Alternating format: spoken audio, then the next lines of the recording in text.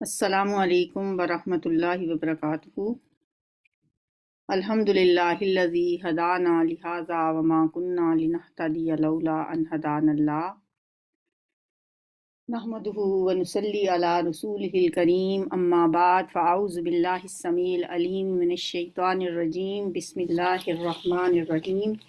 رب اشرح لی صدری ویسر لی امری واحلل عقدۃ من لسانی یفقہوا قولی، رب یسر ولا تعسر وتمم بالخیر، اللہم ارنا الحق حقا وارزقنا اتباعہ وارنا الباطل باطلا وارزقنا اجتنابہ، اللہم انفعنا بما علمتنا وعلمنا ما ينفعنا وزدنا علما، اللہم انا نعوذ بک من علم لا ينفع ومن قلب لا يخشع ومن نفس لا تشبع ومن دعوت لا يستجاب لها۔ 14واں پارہ شروع کریں گے۔ 14ویں پارے کی ایک آیت جو ہے نا سورہ ہجر کی، وہ 13ویں پارے میں ہے، تو ہم 13ویں پارے کی آخری لائن سے شروع کر رہے ہیں۔ تو جیسا کہ آپ کو پتہ ہے کہ پاروں کی جو تقسیم ہے وہ بعد میں ہوئی ہے۔ اللہ تعالیٰ نے جب نازل کی ہیں تو وہ صورتیں تھیں، صورتیں نازل کیں، اور آیات اور صورتیں یہ منزل من اللہ ہیں۔ پھر اس کے بعد منزلیں بنی، نبی صلی اللہ علیہ وآلہ وسلم کے زمانے میں ہی منزلیں قرآن کی بنا دی گئیں، تاکہ ایک ہفتے میں اگر کوئی قرآن پڑھنا چاہے تو 7 منزلیں، لیکن اس میں صورتیں توڑی نہیں گئیں، کوئی اسی لیے تھوڑی سی کوئی منزل چھوٹی بھی ہے کوئی بڑی بھی ہے۔ لیکن یہ جو پاروں کی تقسیم ہے نا 30 پاراس، اس کو بھی ہم سپارہ کہتے ہیں، یہ فارسی میں سی پارہ ہوتا ہے، 30 پارے، سی 30، تو ہم اس کو ہر پارے کو ہی سپارہ کہہ دیتے ہیں۔ تو یہ پارے ہوتے ہیں، یعنی حصے کر دیے قرآن کے، 30 بنا دیے، مطلب ہول قرآن ڈیوائیڈڈ بائی 30 کیا، جس طرح سے بھی ہو گیا۔ اب دیکھیں اس میں 13ویں پارے میں سورت ہجر کی ایک آیت ہے، اور پھر اس کے بعد 14ویں پارے سے پوری سورہ ہجر ہے آگے۔ تو آغاز کرتے ہیں جی۔ سورۃ الحجر مکیہ، سورہ نمبر 54 ہے، یہ نزولی ترتیب کے اعتبار سے، اور مصحف کی جو ترتیب ہے اس میں سورت یہ 15ویں نمبر پہ آ رہی ہے۔ اعوذ باللہ من الشیطان الرجیم، بسم اللہ الرحمن الرحیم۔ اب یہ جو پہلی آیت ہے یہ 13ویں پارے میں ہے۔ الف لام را تلک آیات الکتاب، آیات الکتابی و قرآن مبین۔ الف لام را یہ آیات ہیں کتاب الہی اور قرآن مبین کی، مبین یعنی کھول کھول کر بیان کر دینے والا جو قرآن ہے یہ اس کی آیات ہیں۔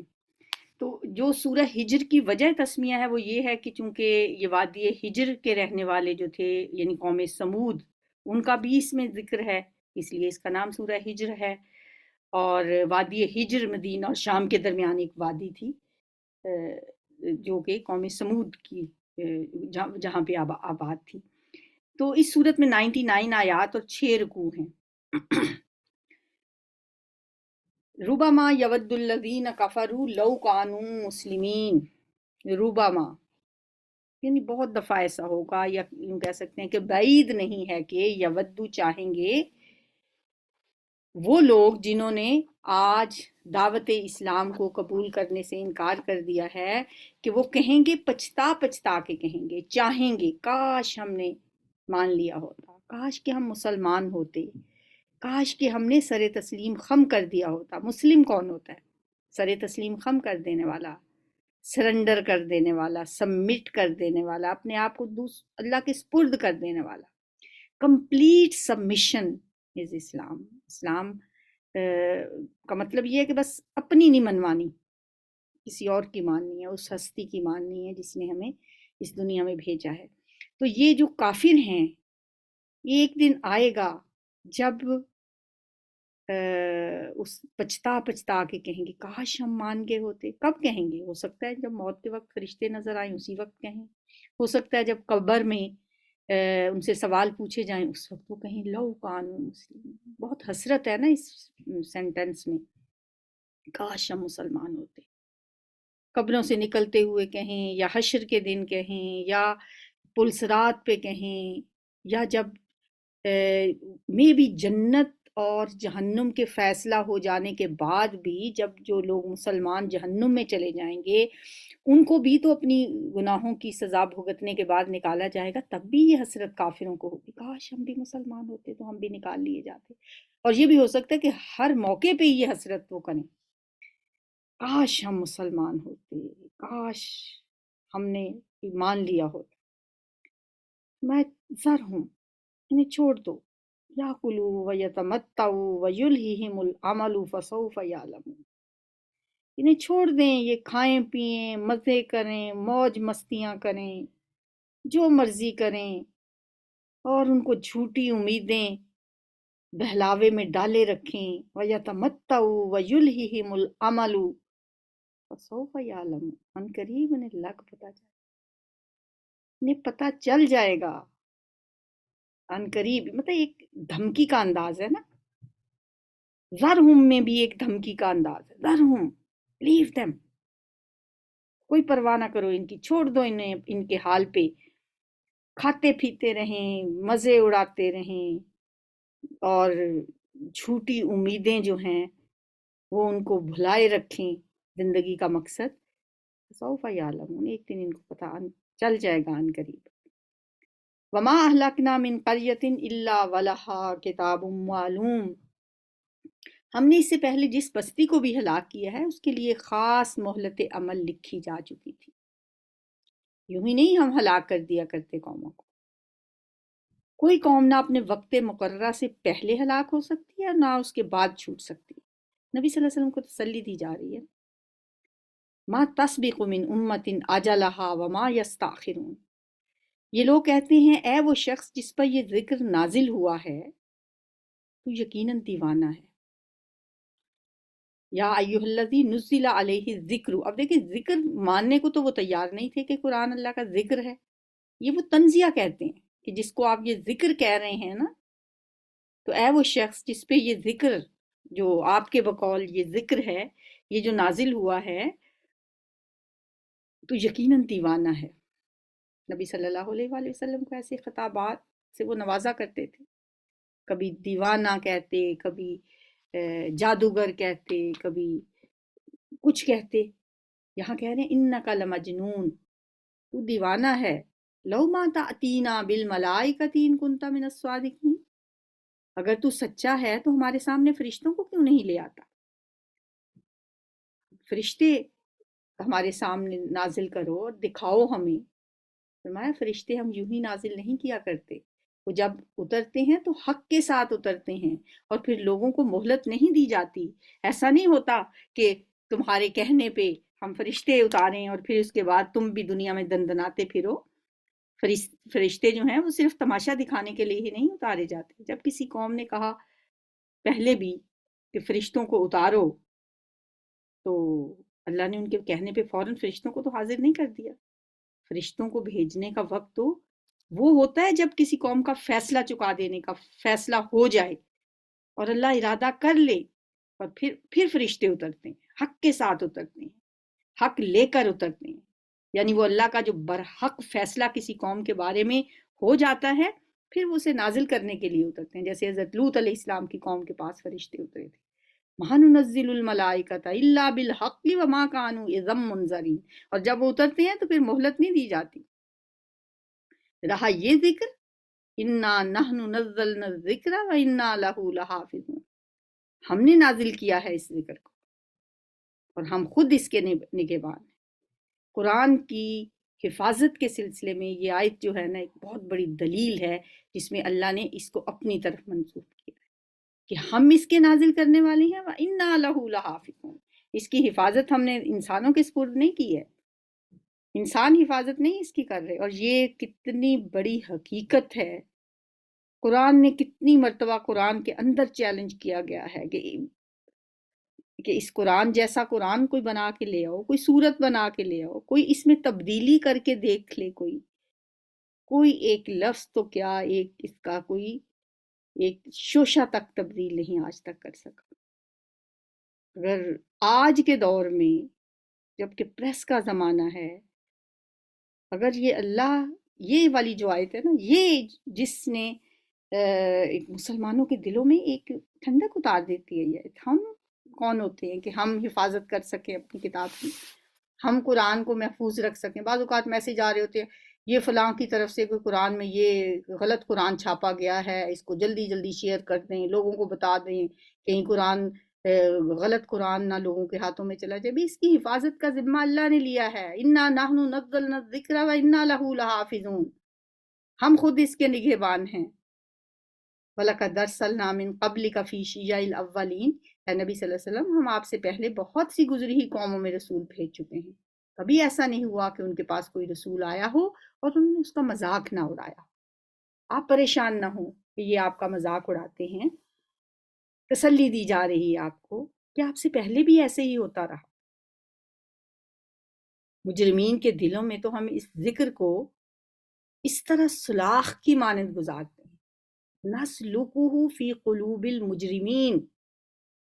سالکا یسلکو ہوتا ہے کہ جیسے کوئی اس کو لفظ کو دیکھتے ہی نا مجھے یاد آتا ہے جیسے کباب بنائے جاتے ہیں اور ان کو ایک کباب بنانے والی سلاخیں ہوتی ہیں نا، سلاخوں کے اندر جیسے کباب پروئے جاتے ہیں تو یہ ہوتا ہے سالکا. یعنی ہم اسے مجرموں کے دلوں میں اس طرح سے گزارتے ہیں جیسا کہ یہ ان کے دلوں میں ایک کانٹے کی طرح چبھتا ہے. ان کے اندر اسے سن کے آگ بھڑک اٹھتی ہے. وہ ایک گرم سلاخ ہے جو ان کے سینے کے پار ہو جاتی ہے. اور یہی قرآن جب ہے، مطلب سالکا کا مطلب ہوتا ہے پرونا، چلانا، گزارنا. جیسے سوئی کے اندر سے دھاگا پرویا جاتا ہے نا، اس طرح جب یہ مومنوں کے دلوں میں یہ قرآن داخل ہوتا ہے، یہ ذکر جب ان کے دل میں اترتا ہے تو ان کے دل کی ٹھنڈک اور روح کی غذا بن جاتا ہے. لیکن مجرموں کے دلوں میں یہ ایک گرم سلاخ کی طرح سے ہوتا ہے. کذالک نسلکہ فی قلوب المجرمین. وہ اس پر ایمان نہیں لایا کرتے. لا یؤمنون بہ وقد خلت سنت الاولین. قدیم زمانے سے اس طرح کے لوگوں کا یہی طریقہ چلا آ رہا ہے. اگر ہم ان پر آسمان کا کوئی دروازہ کھول دیتے تو وہ دن دہاڑے اس میں چڑھنے بھی لگتے، تب بھی وہ یہی کہتے کہ ہماری آنکھوں کو دھوکا ہو رہا ہے یا ہم پہ جادو کر دیا گیا ہے. یہ معجزات مانگتے ہیں نا، کبھی کچھ کہتے ہیں کہ یہ نازل کر دیں، کبھی فرشتے اتار لائیں، کبھی پہاڑ کو سونے کا بنا دیں. کبھی اللہ فرماتے ہیں کہ اگر ہم ان پر کوئی آسمان کا دروازہ کھول دیتے اور وہ پھر دیکھتے کہ دیکھتے ہی دیکھتے خود بھی آسمان پہ چڑھ جاتے، پھر بھی نہ مانتے. یہ پھر بھی کہتے کہ نہیں، ہماری سکرت ابصارنا، ہماری آنکھوں پہ جادو کر دیا گیا، دھوکا ہو رہا ہے ہماری آنکھوں کو، بلکہ ہم پہ جادو کر دیا گیا ہے. پھر بھی یہ نہ مانتے. یہ اللہ فرما رہا ہے جو خالق ہے. وَلَقَدْ جَعَلْنَا فِي السَّمَاءِ بُرُوجًا وَزَيَّنَّاهَا لِلنَّاظِرِينَ. یہ ہماری ہی کار فرمائی ہے کہ آسمان میں ہم نے بہت سے مضبوط قلعے بنائے، ان کو دیکھنے والوں کے لیے خوبصورت بنا دیا، مزین کر دیا، ستاروں سے سجا دیا، آراستہ کیا، اور ہر شیطان مردود سے ان کو محفوظ کر دیا.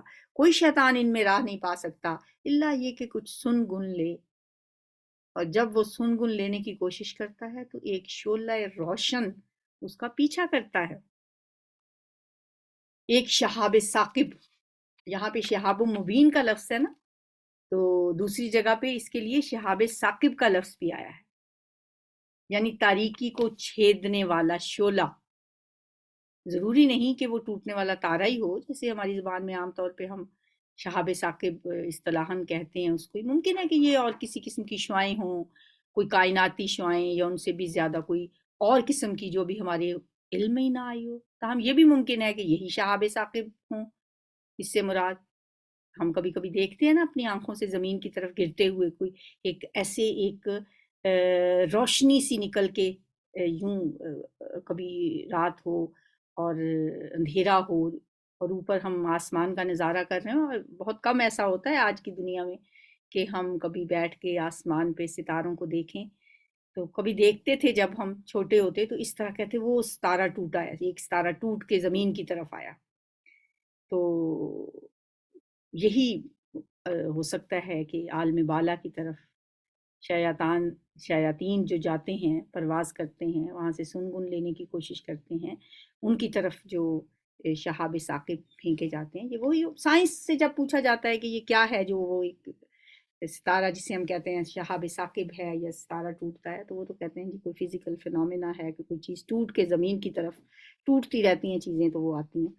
بہرحال اللہ تعالیٰ اسے کہتا ہے کہ یہ ہم حافظناہا من کل شیطان الرجیم، ہم حفاظت کرتے ہیں ان شیطانوں سے، ان جنوں سے جو کہ جاتے ہیں عالم بالا کی طرف اور کچھ جھوٹی سچی کچھ کوئی خبر کوئی چیز کوئی ان کے کان میں پڑ جاتی تھی تو وہ اس میں 100 ملا کے اور جھوٹ آ کے کہانوں کو بتاتے تھے اور وہ پھر اپنی دکانیں چمکاتے تھے۔ تو جب قرآن نازل ہو رہا تھا نا تو اس وقت بہت سخت پہرے کر دیے گئے تھے، اور پھر جنات کہتے تھے کہ پتہ نہیں کیا ہے، کچھ کیا معاملہ ہے، زمین والوں کے ساتھ اللہ نے بھلائی کا ارادہ کیا ہے یا کیا ہے، کوئی عذاب آنے والا ہے یا کوئی بہت سخت پہرے بٹھا دیے گئے ہیں۔ اور الا من استرق سمع فاتبعه شهاب مبین، کوئی شیطان ان میں راہ نہیں پا سکتا مگر یہ کہ کچھ سن گن لے لے، اور جب وہ سن گن لینے کی کوشش کرتا ہے تو ایک شعلہ روشن اس کا پیچھا کرتا ہے۔ ہم نے زمین کو پھیلایا، اس میں پہاڑ جمائے، اس میں ہر طرح کی نباتات ٹھیک ٹھیک نپی تلی مقدار کے ساتھ اگائی، اور اس میں معیشت کے اسباب فراہم کیے تمہارے لیے بھی اور ان مخلوقات کے لیے بھی جن کے رازق تم نہیں ہو۔ وَمَن لَسْتُمْ لَهُ بِرَازِقِينَ، اللہ تعالیٰ کی قدرت کی نشانیاں ہیں، اس کی وحدانیت کے دلائل ہیں، جو خود چیخ چیخ کے کہہ رہے ہیں کہ کوئی ہستی ہے، کوئی عظیم ذات ہے جس نے ان کو بنایا ہے، جو اپنے خالق کے وجود اور اس کی عظمت کی گواہی دے رہی ہیں۔ یہ دلائل آسمانوں میں، زمینوں میں، چاند، ستاروں، پہاڑوں، میدانوں، سمندروں، نہروں، درختوں، پرندوں کی صورت میں ہر جگہ پھیلے پڑے ہیں۔ تو یہاں بھی اللہ تعالیٰ فرما رہے ہیں جیسے کہ ہم نے زمین میں، آسمان میں ہم نے برج بنائے اور دیکھنے والوں کے لیے اسے سجا دیا، زمین کو ہم نے پھیلایا اور اس پر پہاڑ رکھ دیے، وَالْأَرْضَ مَدَدْنَاهَا وَأَلْقَيْنَا فِيهَا رَوَاسِيَ وَأَنبَتْنَا فِيهَا مِنْ كُلِّ شَيْءٍ مَوْزُونٍ، اور ہر طرح کی ٹھیک ٹھیک نپی تلی مقدار کے ساتھ ہم نے نباتات اگا دی۔ دیکھو وہی پانی ہوتا ہے، وہی زمین ہوتی ہے، اللہ تعالیٰ کتنے نپے تلے انداز میں اس سے نباتات اگاتا ہے۔ اسی طرح مخلوقات ہیں، اللہ تعالیٰ بڑے اندازے سے ان مخلوقات کو دنیا میں پیدا کرتا ہے۔ انسان تو خیر انسان ہے، باقی اگر آپ حشرات الارض کو لیں، مویشیوں کو لیں، پرندوں کو لیں اور کیڑے مکوڑوں کو لیں، تو ان کو تخلیق اللہ نے ایک بڑے مناسب انداز میں اللہ نے ان کو تخلیق کیا۔ کہا جاتا ہے سانپ جو انڈے دیتا ہے نا، اگر وہ سارے کے سارے ان انڈوں میں سے بچے نکلیں اور وہ بچ بھی جائیں، اور یہ بھی سنا ہے کہ وہ جو سانپ ہے وہ خود ہی اپنے بچوں کو کھا جاتا ہے، تو کچھ بچتے ہیں، اگر وہ سارے کے سارے تو زمین پہ سانپ ہی سانپ ہو جائے۔ کس جانور کی کتنی ضرورت ہے اللہ اتنے پیدا کرتا ہے، کیڑے مکوڑے اللہ نے بنائے، پرندے بنائے، حشرات الارض، مویشی جانور جن کو کھانے کے لیے جتنی ضرورت ہے، انسانوں کی خوراک بنائی، پھر انہی کو اللہ نے آپس میں ایک دوسرے کی خوراک بنایا۔ سمندری مخلوقات ہم سے، خشکی والی مخلوقات سے کتنے گنا زیادہ ہیں، ان کی خوراک کا انتظام کون کرتا ہے؟ وَمَلَّسْتُمْ لَهُ بِرَازِقِينَ، ان کو رزق تم تو نہیں دیتے۔ کہا جاتا ہے ایک ویل مچھلی جو ہے وہ کوئی 10-11 بڑے بڑے ہاتھیوں جتنی اس کا جسامت ہوتی ہے، اس کی خوراک بھی اسی حساب سے ہوگی۔ کون دیتا ہے ان کو خوراک؟ وَإِن مِّن شَيْءٍ إِلَّا عِندَنَا خَزَائِنُهُ، کوئی چیز ایسی نہیں جس کے خزانے ہمارے پاس نہ ہوں۔ اور جس چیز کو بھی ہم نازل کرتے ہیں ایک مقررہ مقدار میں نازل کرتے ہیں. دنیا میں اللہ تعالیٰ نے ہمارے لیے جو جو کچھ بھی نازل کیا ہے وہ ایک اندازے کے مطابق. جیسے چاند سورج ہے، سورج کی ہیٹ ہمیں جتنی چاہیے متناسب. ذرا سا کبھی دیکھیں نا گرمی زیادہ ہوتی ہے تو سوچیں انسانوں اور جانوروں کا کیا حال ہوتا ہے، لیکن کم ہوتی ہے تو ٹھنڈک کا کیا حال ہوتا ہے. پودوں کو کتنی ہیٹ چاہیے، انسانوں کو کتنی ہیٹ چاہیے. یہ اللہ نے سب کچھ اپنے، کبھی انسان سوچنے پہ آئے تو اللہ کی ہستی پہ کتنا انسان اپنے آپ کو پتہ چلتا ہے کہ میری کیا اوقات ہے اور میں کس ہستی کے زیر نگیں ہوں جس نے مجھے بنایا اور جس نے اس پوری کائنات کو بنایا. اور اللہ کتنی عظیم ذات ہے. وارسلنا الرياح لواقح فانزلنا من السماء ماء فاسقيناكموه وما انتم له بخازنين. بار آور ہواؤں کو ہم ہی بھیجتے ہیں،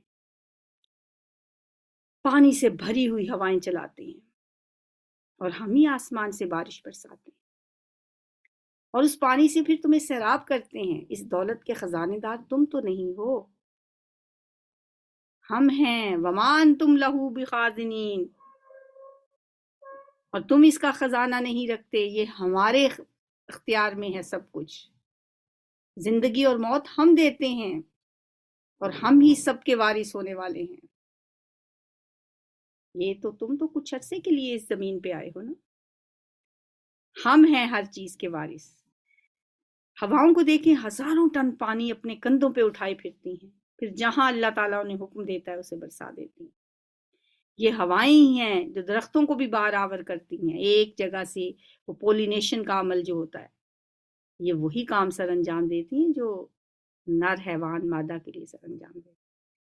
ہوائیں آج کل تو خیر یہ آرٹیفیشلی انسان خود بھی کسان یہ کام کرتے ہیں، لیکن اللہ نے یہ کام ہواؤں کے سپرد کیا ہو. ان ہواؤں میں نر اور مادہ کے جو اعضاء ہیں، جو اثرات ہوتے ہیں جو کہ وہ ایک درخت سے دوسرے درخت کی طرف منتقل کرتی رہتی ہیں، اللہ نے ایک سسٹم بنایا ہوا. وَلَقَدْ عَلِمْنَا الْمُسْتَقْدِمِينَ مِنْكُمْ وَلَقَدْ عَلِمْنَا الْمُسْتَأْخِرِينَ. جو لوگ تم سے پہلے ہو گزرے ہیں ان کو بھی ہم نے دیکھ رکھا ہے اور بعد کے آنے والے بھی ہماری نگاہ میں ہیں. کتنے پچھلے قوموں کے واقعات ہم بار بار پڑھتے ہیں. وہ تباہ کی ہوئی بستیوں کے ذکر سے قرآن بھرا پڑا ہے. اسے تذکیر بایام اللہ کہا جاتا ہے. شاہ ولی اللہ نے کتاب لکھی ہے چھوٹی سی، الفوز الکبیر. اس میں انہوں نے قرآن کے علوم پنجگانہ کے نام سے اس نے کہا کہ قرآن میں انہوں نے فرمایا کہ 5 قسم کے علوم ہیں جن میں ایک تذکیر بایام اللہ ہے، گزرے ہوئے دنوں کے واقعات سنا کر تذکیر کرنا، اور ایک تذکیر بآلاء اللہ جو اکثر میں تذکرہ کرتی رہتی ہوں کہ اللہ کی نعمتیں اور اس کی قدرتیں بتا کر لوگوں کو ڈرانا. یہ تذکیر بآلاء اللہ. اور گزرے ہوئے دنوں کے واقعات جن قوموں پہ عذاب آیا ہے ان کا تذکرہ کر کے تذکیر کرنا، وہ تذکیر بایام اللہ ہے. تو ہم گزرے ہوئے لوگوں کو ہم دیکھ رکھا ہے ہم نے، اور بعد کے آنے والوں کو بھی ہم دیکھتے ہیں. وَإِنَّ رَبَّكَ هُوَ يَحْشُرُهُمْ إِنَّهُ حَكِيمٌ عَلِيمٌ. اور یقیناً آپ کا رب ان سب کو اکٹھا کرے گا، حکیم بھی ہے اور علیم بھی ہے.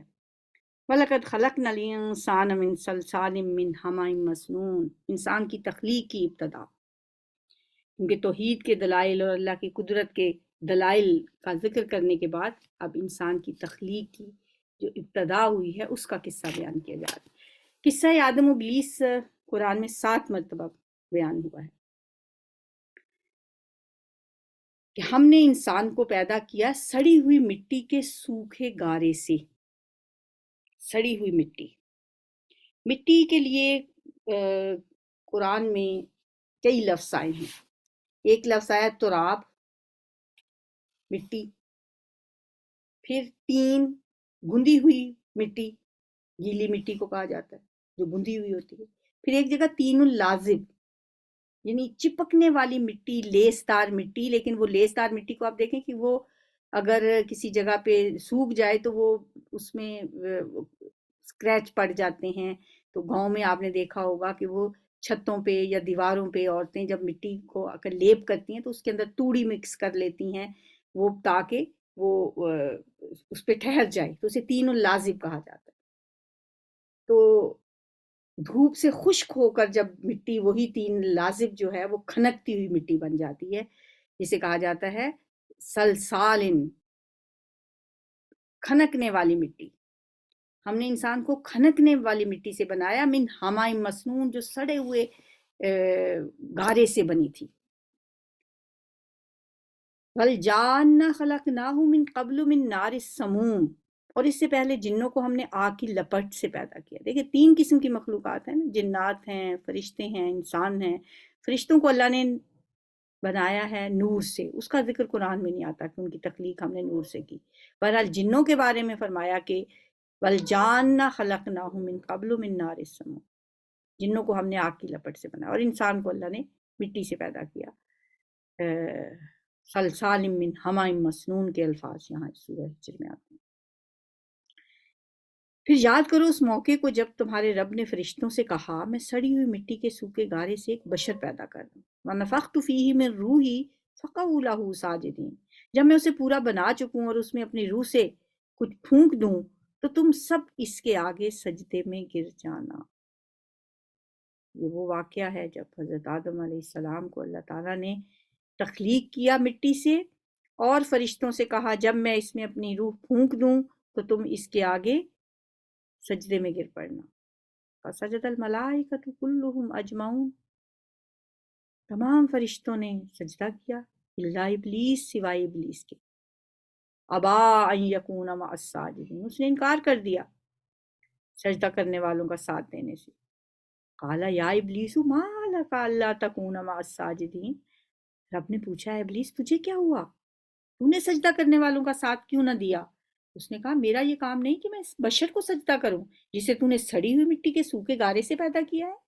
لم اکن لیسجد لبشر خلقتہ من صلصال من حماء مسنون، اس سے پہلے ہم نے سورہ بقرہ میں بھی پڑھا ابا واستکبر وکان من الکافرین، اس نے انکار کر دیا اور تکبر کیا اور ہو گیا کافروں میں سے۔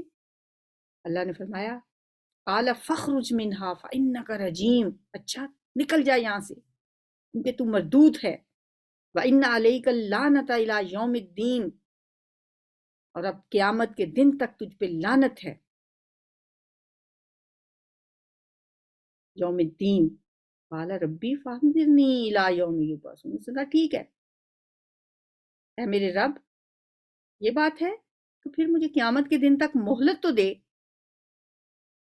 اس دن تک الی یوم یبعثون جب سب انسانوں کو دوبارہ اٹھایا جائے گا۔ میں ہاں فإنک من المنظرین، تجھے مہلت ہے اس دن تک جس کا وقت ہمیں معلوم ہے، یعنی اس قیامت کے دن تک تمہیں مہلت ہے۔ وہ بولا میرے رب جیسا تو نے مجھے بہکایا، دیکھیں انداز اس کا، تو نے مجھے بہکایا اسی طرح اب میں اس زمین میں ان انسانوں کے لیے دل فریبیاں پیدا کر کے ان سب کو بہکاؤں گا۔ بما اغویتنی لازینن لہم فی الارض ولاغوینہم اجمعین، میں ان میں خوبصورتیاں پیدا کر کے زمین میں ان سب کو بہکا کے رہوں گا، الا عبادک منہم المخلصین، سوائے تیرے ان بندوں کے جنہیں تو نے ان میں سے خالص کر لیا۔ ایک ہوتا ہے مخلص، خالص ہونے والا، ایک مخلص چنا ہوا، جیسے یوسف کے بارے میں تھا کہ وہ مخلص اللہ کے خالص کیے ہوئے ہیں۔ فرمایا یہ راستہ ہے جو سیدھا مجھ تک پہنچتا ہے، بے شک جو میرے حقیقی بندے ہیں ان پر تیرا بس نہیں چلے گا، بس تیرا بس تو صرف ان پہ چلے گا جو تیری پیروی کریں گے۔ لیس لک علیہم سلطان، پیچھے ہم نے پڑھا تھا نا، وہ خود بھی کہے گا قیامت کے دن کہ میرا تم پہ کوئی زور تو نہیں تھا، میں نے تو بس تمہیں ایک راستہ دکھایا تھا، تم نے میری بات مان لی۔ تو یہاں پہ اللہ تعالیٰ فرما رہے ہیں اور ان سب کے لیے پھر جہنم کی وعید ہے۔ یہ جہنم جس کے 7 دروازے ہیں، ہر دروازے کے لیے ان میں سے ایک حصہ مخصوص کر دیا گیا ہے، بخلاف اس کے متقی لوگ جو ہوں گے وہ باغوں میں اور چشموں میں ہوں گے۔ ان المتقین فی جنات و عیون، उनसे कहा जाएगा उदखुलूहा बिसलामिन आमिनीन, दाखिल हो जाओ इसमें सलामती के साथ, बेखौफ व खतर। अब देखें कुरान में जहां भी जिक्र आता है, कहीं जहन्नुम का जिक्र आएगा तो साथ ही जन्नत का आ जाएगा, कहीं जन्नत का जिक्र आएगा तो साथ ही जहन्नुम का जिक्र आ जाएगा। ये साइमल्टेनियस कॉन्ट्रास्ट अल्लाह ताला ने रखा है, दोनों तरह के रास्ते दिखाए गए हैं। तो आज का लेसन हम 2 हिस्सों में डिवाइड करते हैं। दोबारा पार्ट 1 ये कंप्लीट, यहाँ पे 46 आयत तक, इससे आगे दोबारा से आप ज्वाइन करें। तो हम इससे आगे शुरू करते हैं।